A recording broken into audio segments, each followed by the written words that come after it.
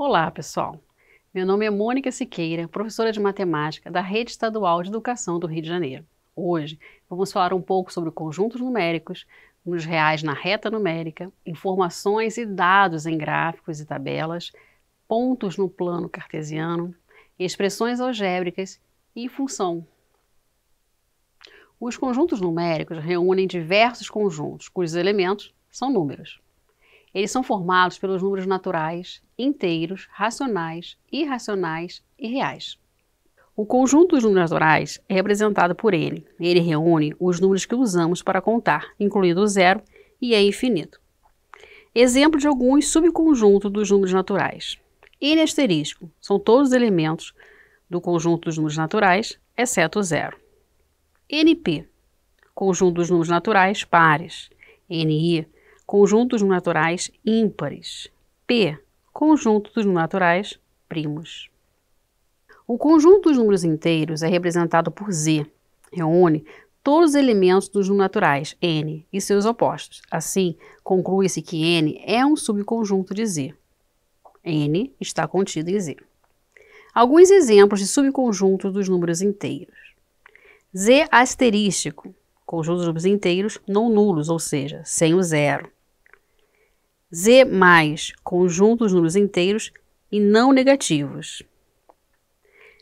Z asterisco mais, conjunto dos números inteiros positivos e sem o zero. Z negativo, conjunto dos números inteiros não positivos. Z asterisco negativo, conjunto dos números inteiros negativos e sem o zero. O conjunto dos números racionais é representado por Q. Reúne todos os números que podem ser escritos na forma P dividido por Q, sendo P e Q números inteiros e Q diferente de zero. Q é igual a zero, mais ou menos 1, mais ou menos 1/2, mais ou menos 2, mais ou menos 3, mais ou menos 3/4 e assim por diante. Note que todo número inteiro é também número racional, assim, Z é um subconjunto de Q. Alguns exemplos de subconjuntos dos números racionais. Q asterisco, subconjunto dos números racionais não nulos, formado pelos números racionais sem o zero.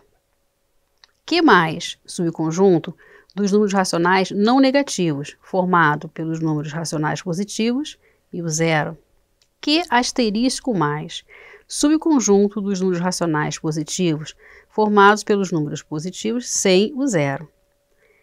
Q menos, subconjunto dos números racionais não positivos, formado pelos números racionais negativos e o zero. Q asterisco menos, subconjunto dos números racionais negativos, formados por números racionais negativos sem o zero. O conjunto dos números irracionais é representado por I. Ele é formado pelos números decimais não exatos, com uma representação infinita e não periódica, por exemplo, 3,141592 infinitamente, ou 1,203040 infinitamente. Importante ressaltar que as dízimas periódicas são números racionais e não irracionais. Elas são números decimais que se repetem após a vírgula, por exemplo, 1,3333 infinitamente. O conjunto dos números reais é representado por R. Esse conjunto é formado pelos números racionais Q e irracionais I. Assim, temos que R é igual a Q união com I. Além disso, N, Z, Q e I são subconjuntos de R.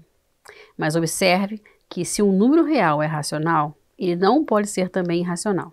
Da mesma maneira, se ele é irracional, não é racional. Alguns subconjuntos dos números reais. R asterisco, x pertence a R, tal que x é diferente de zero, conjunto dos números reais não nulo.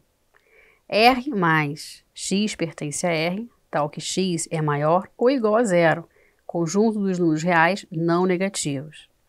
R asterisco mais x pertence a R, tal que x seja maior que zero, conjunto dos números reais positivos. R menos x pertence a R, tal que x menor ou igual a zero, conjunto dos números reais não positivos. E R asterisco menos X pertence a R, tal que x menor que zero. Conjunto dos números reais negativos. Para facilitar os estudos sobre os conjuntos numéricos, segue algumas de suas propriedades.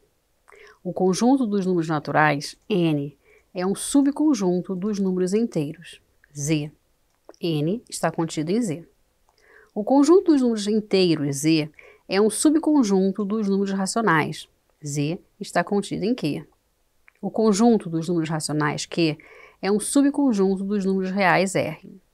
O conjunto dos números naturais, n, inteiros, z, racionais, q e irracionais, i, são subconjuntos dos números reais, r. E como faço para representar um número real na reta?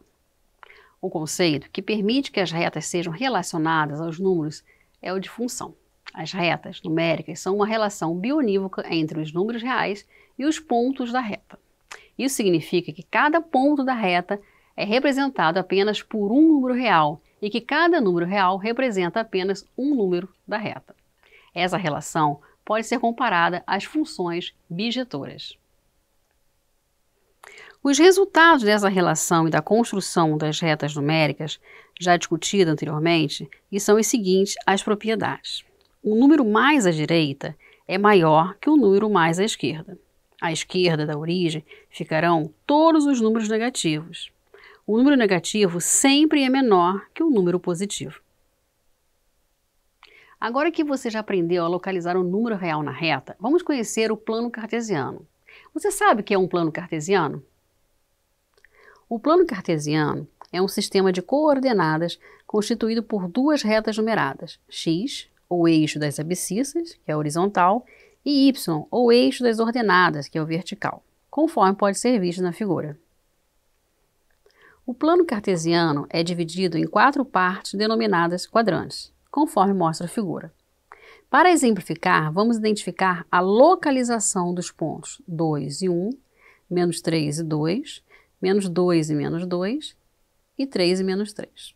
Note que cada ponto está localizado em um quadrante distinto e a localização foi feita com base no sinal dos valores que compõem cada ponto. A partir dessa proposta, podemos entrar no conceito de função. Vamos lá? Função é uma regra que relaciona cada elemento de um conjunto, representado pela variável x, a um único elemento do outro conjunto, representado pela variável y.